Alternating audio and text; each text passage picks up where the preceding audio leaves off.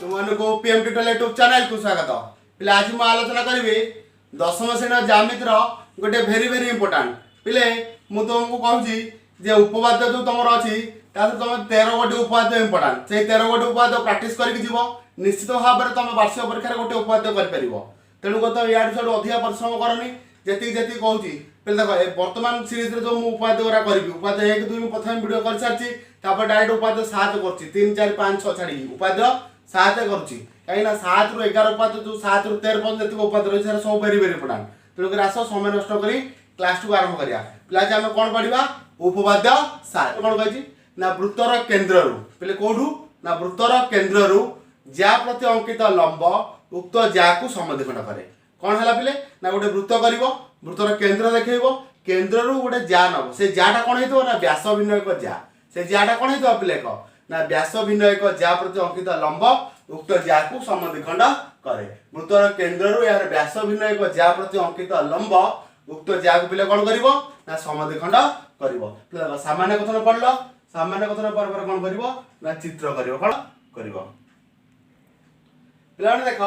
एठार हूँ कौन ना वृत्त वृत्त किए पिला ना एस हूँ गोटे वृत्त एबी हूँ गोटे व्यास भिन्न ज्या पिले एबी हूँ गोटे कौन व्यास भिन्न ज्या बोले वृत्तर केन्द्र किए ना ओ ताने कौन है ना एस वृत्तर केन्द्र ओ एबी हूँ व्यास भिन्न एक ज्या एवं वृत्तर केन्द्र एबी प्रति अंकित लंब किए ओडी अंकित लंब किए ओडी पे ओडीटा कौन है ना लंब अंकन है ओडीटा पे कौन है ना लंब अंकन है पे बुझिपारे चित्र चित्र हूँ कौन ना एस वृत्तर केन्द्र ओ एबी हूँ व्यास भिन्न एक ज्या वृत्तर केन्द्र ओ रु एबी प्रति अंकित लंब किए ओडी चित्र चित्र पर कौन लिखा पिले दत्त पे देख दत्त मुझे कौन लिखुची पे देख जोटा मुझे चित्र तुमको कही से ही दत्त दत्त कौन है ना एस वृत्तर एबी हूँ व्यास भिन्न एक ज्या वृत्तर केन्द्र ओ रु एबी प्रति अंकित लंब किए है ओडी पे बुझिपार सामान्य कथन चित्र दत्त तापर कौन कर प्रामाण्य अंकन जब आवश्यकता हम अंकन करवा प्रमाण कर देख पे मन रख सामान्य कथन चित्र दत्त प्रामाण्य जहाँ बेले तुम परीक्षा करने चेष्टा कर प्रमाण तुमको न आसू प्रश्न ये करने चेष्टा कर देख तापर स्टेप मुझे बुझाऊँ पे देख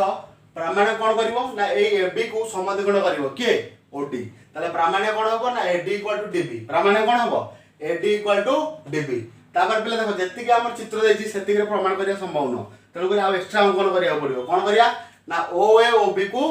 अंकन करा कौन क्या करेंगे ओ ए ओ बी को अंकन करा ओ ए ओ बी को जोग करा लिखिब तापर प्रमाण आरंभ कर देख पे प्रमाण कौन करा ना त्रिभुज ओ ए डी पे कौन ना त्रिभुज ओ ए डी आ त्रिभुज ओ बी डी क्यू सर्वसम करवा पे देख मुझे लिखुची त्रिभुज ओ ए डी ओ त्रिभुज त्रिभुज ओ ए डी ओ त्रिभुज कौन है ना ओ बी डी त्रिभुज ओ डी त्रिभुज ए बी डी मध्य एमती लिख लिखिकी तलक आसो एपट साइड एमती चित्रटे करके लिख उल्टा हाथ पे कौन करती ना जेहेतु बुझीपार चित्रटे कर जेहेतु लिख जिते सर्वसम कर लिखिकी एटा कर बुझीपार ना तब सर्वसम करवा सर्वसम करवा मैंने ए त्रिभुज 3टा जिन से त्रिभुज 3टा जिन सामान देखा पे देख ओ ए इक्वल टू ओ बी कौन कहली ओ ए इक्वल टू ओ बी माने ओ ए रो दैर्घ्य क्या साथ समान हम ओ बी संगे कहीं पिले ना यहाँ हूँ एका वृत्तर व्यासार्ध यहाँ पिले कौन एका वृत्तर व्यासार्ध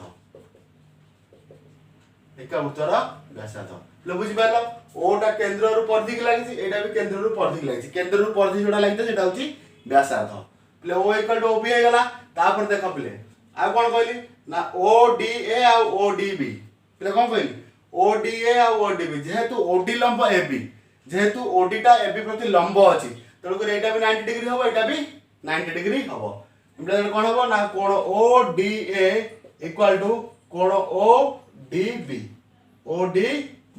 पे बुझिपार O D A equal to केते हम ओ डी बी कहीं लिख प्रत्येक एक समकोण कौन लिख पिले प्रत्येक एक समकोण प्रत्येक एक समकोण प्रत्येक एक समकोण लिखले चलो ना ओडी लंब एबी लिखिदेले भी चलो पे बुझिपार दुटा समान है आ पे देख ओडी हूँ साधारण भाव पे कौन है ना ओडी हूँ साधारण बाहु ओडी वाला पिले कौन साधारण बाहु माने एथरे भी अछि सेथरे भी अछि ए त्रिभुज रे भी अछि ओडी से त्रिभुज रे भी अछि ओडी साधारण बाहु गेला अतः कोन हे गेला ना त्रिभुज ओएडी सर्वसम त्रिभुज के ओबीडी को शर्त अनुसार पिले ना समकोण कर्ण बाहु पिले देखो समकोण हे गेला समकोण कर्ण बाहु स क बा को अनुसार स क बा सर्वसमता अनुसार एठी कोन लिखियो स क बा सर्वसमता अनुसार पिले बुझि पारलो त्रिभुज तीन सर्वसम हे गेला त्रिभुज तीन सर्वसम हे गेला तले एडी इक्वल टू डीबी हे जिवो कोन हे जिवो पिले एडी इक्वल टू डीबी लिखि दलो तापर एठी लिखियो प्रमाणित पिले बुझि पारलो उपाय सात वेरी वेरी इंपोर्टेंट ए वर्ष परीक्षा पे रहइबो काहे ना ए वर्ष परीक्षा मु आशा करछ कि पिला पे सहज सहज जिंस ही परीक्षा रे पडिबो कारण पिला माने बहुत कष्ट रे पढुछन स्कूल फुल सब कॉलेज प्लेस लॉकडाउन पाई बंद रहिछि पिले उपाय सात बुझिया जदि किछ असुविधा थिबो कमेंट सेक्शन रे जणाइबो पिले मु चेष्टा करबी 7-8 टी वीडियो रे माने जे इंपोर्टेंट अछि से सब उपाय गुडी को करिया पे वीडियो को संपूर्ण देखिबा।